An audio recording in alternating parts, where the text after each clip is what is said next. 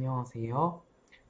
이번 동영상에서는 5단원 이자율의 어떤 움직임, 변화, 작동에 대해서 살펴보도록 하겠습니다. 어, 시간이 많지가 않아서 우리가 이번 동영상에서는 5단원의 가장 앞부분만 살펴보도록 하고, 이후 5단원 내용은 우리가 추석 연휴 이후 동영상에서 또 이어서 살펴보도록 하겠습니다. 우리가 바로 이 전 단원에서 nominal interest rate와 real interest rate의 차이를 살펴보았죠. 그런데 일반적으로 굳이 실질이라고 말하지 않으면 일반적인 이자율은 노미널 인터레스트 레이트를 이야기한다라고 생각을 하시면 되겠습니다. 그리고 요번 5단원 큰 제목에서 말을 하는 이자율도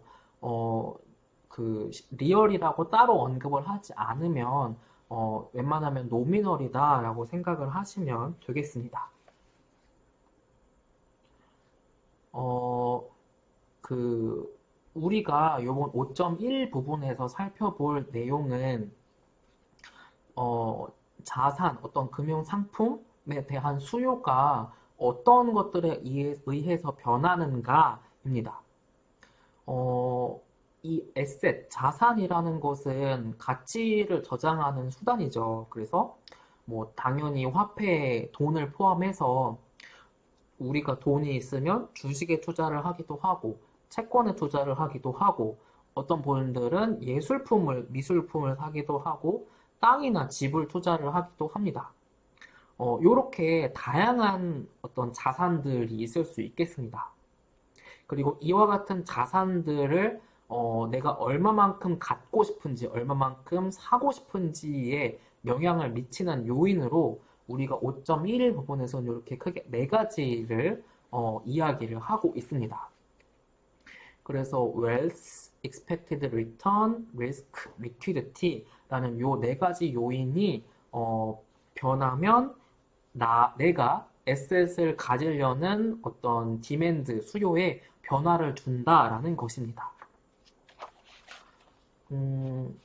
간단한 내용인데요. 웰스 측면에서는 우선 내가 가진 총 웰스는 웰스라는 거는 뭐냐면 나의 부를 이야기를 하는 거죠. 그래서 다른 상황이 동일하다, 다른 것들이 동일하다면 나의 부가 증가한다. 그러면 나는 더 많은 자산을 가지려고, 소유하려고 할 것입니다. 그래서 첫 번째, 뭐 간단한데, 요 웰스라는 것은 웰스가 나의 재산이 늘어난다, 나의 부가 늘어난다. 그러면 나는 에셋을 더 가지려고 하는 그런 파지티브한 관계에 있다라고 할 수가 있겠습니다. 그리고 또 마찬가지로 요 두 번째 요인도 간단한데요. 여기서 말하는 expected return은 그 금융 자산을 가지고 있을 때 기대할 수 있는 그 금융 자산으로부터 얻을 수 있는 수익을 이렇게 expected return이라고 이야기를 합니다. 만약에 다른 자산 대비 그 어떤 A라는 자산으로 인해서 얻을 수 있는 expected return이 증가하게 되었다. 그러면 그 A라는 금융 자산에 대한 수요가 올라갈 것입니다. 그래서 예를 들어서 우리나라의 뭐 SK, 현대오일뱅크, GS 칼텍스와 같은 정유회사, 이제 요 엑선모빌이라는 외국의 정유회사의 채권을 가지고 있을 때 예상할 수 있는 기대 수익이 올라갔다. 반대로 이 엑소모빌 말고 다른 자산의 expected return은 떨어졌다. 그러면 다른 자산 대비 이 엑소모빌의 채권에 투자를 하려는 나의 수요가 더 커지게 될 것입니다. 그리고 혹은 내가 관심을 갖고 있는 A라는 자산의 expected return은 가만히 있는데 다른 자산의 리턴이 떨어졌다. 그러면 나는 또 A라는 자산에 대해서 더 수요가 많게 증가를 하게 되겠죠.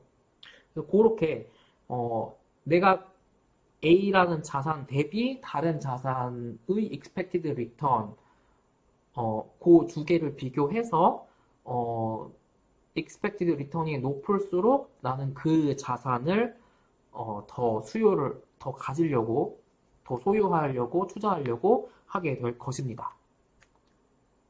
그리고 세 번째 에셋 디맨드에 영향을 미치는 요인은 바로 리스크라는 것입니다.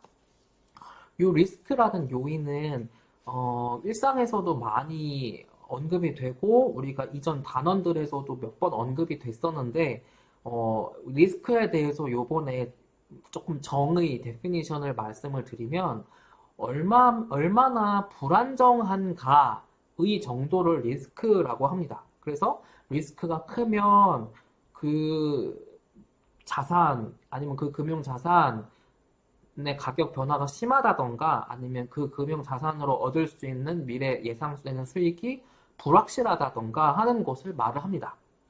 그래서 리스크가 높다면 더 uncertainty가 큰 거고 리스크가 낮다면 상대적으로 uncertainty가 낮다라고 할 수 있겠습니다. 그리고 이와 같은 리스크에 대해서 리스크 어버스한 투자자가 있을 수 있고 리스크 프리퍼드 혹은 리스크 러버가 있을 수 있습니다.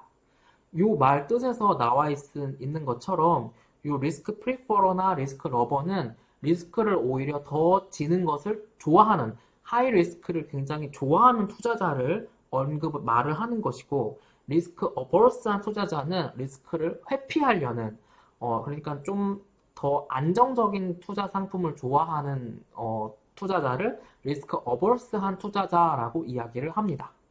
그런데 일반적으로는 대부분의 사람들은 리스크 어버스합니다. 즉, 좀 리스키한 것보다 덜 리스키한 에셋을 선호하는 경향이 있습니다. 그래서 다른 것들이 동일하다면 그리고 다른 자산 대비 내가 관심을 갖고 있는 A라는 자산의 리스크가 높아지면 그에 대한 수요는 그 자산 A에 대한 수요는 떨어지게 되겠습니다. 그래서 그 리스크와 내 자산에 대한 에셋 디맨드는 이 경우에는 반대 관계가 있겠습니다. 그리고 마지막 네 번째로 에셋 디맨드에 영향을 미치는 요인은 리퀴디티입니다. 이 리퀴디티라는 것은 얼마나 어떤 물건, 자산이나 어떤 것들을 현금화를 빨리 쉽게 할 수 있는가라는 것입니다. 이 리퀴디티라는 것도 우리가 몇 번 언급이 되었었는데 어떤 예를 제가 그 말씀을 드렸었냐면 그 리미티드 에디션 운동화에 내가 신으려는 목적은 아니지만 내가 어떤 추첨이 만약에 되면 내가 그것을 소유해서 뭐 리셀한다거나 할 수 있는 그런 경우가 있다고 하자. 그러면 가장 살려는 사람과 살려는 사람이 많은 남자 운동화 기준 사이즈라면 275, 뭐 270에서 280 정도의 그 사이즈를 추첨에 응모하는 것이 가장 유동성이 큰 게 될 것입니다. 그래서 그때 말하는 게 리퀴디티 유동성이라는 것이 되겠고요. 시장에서 그 활발하게 거래를 하려는 사람, 살려는 사람과 팔려는 사람이 많은 경우에 리퀴디티가 많다, 유동성이 많게 됩니다. 그리고 그 대표적으로 1년 만기가 1년 이내인 미국 정부가 발행하는 채권인 US T-빌의 경우에 만기도 짧고 또 미국 정부가 발행하는 채권이기 때문에 망할 위험, 돈 떼일 위험도 없고 하기 때문에 가장 유동성이 많은, 그러니까 살려는 사람도 많고 팔려는 사람도 많은 자산의 대표적인 예시가 되겠습니다. 그리고 이와 같이 유동성이 많은 경우에 더 추가적인 거래 비용을 최소화하면서 현금화를 할 수가 있는 것이죠. 그래서 정리를 해보면 웰스가 높아지면 에셋 디맨드가 커지고 expected return이 올라가면 그 금융상품의 expected return이 올라가면 또 그 에셋의 디맨드가 올라가고 반대로 그 에셋의 리턴이 올라가면 에셋 디맨드는 네거티브고 그리고 또 그 A라는 관심을 두고 있는 자산의 리퀴디티가 올라가면 쉽게 살 수 있고 쉽게 팔 수 있고 싸게 팔 수 있고 싼 수수료로 팔 수 있고 쉽게 거래할 수 있기 때문에 그러한 자산에 대한 수요가 또 올라간다고 할 수가 있겠습니다. 그리고 이러한 우리가 지금 네 가지 요소에 대해서 공부했던 요인을 정리를 하면 이렇게 서머리 테이블 1번과 같은 것이 되겠고, 이거는 굳이 외우는 것이 아니라 그냥 이제 쉽게 상식적으로 생각을 하면 그렇지. 그렇지, 그렇지, 그렇지. 그렇지. 이런 식으로 그냥 이해를 한 번만 하면 다음에도 바로 또 상기를 하면 쉽게 이해를 하실 수가 있겠습니다.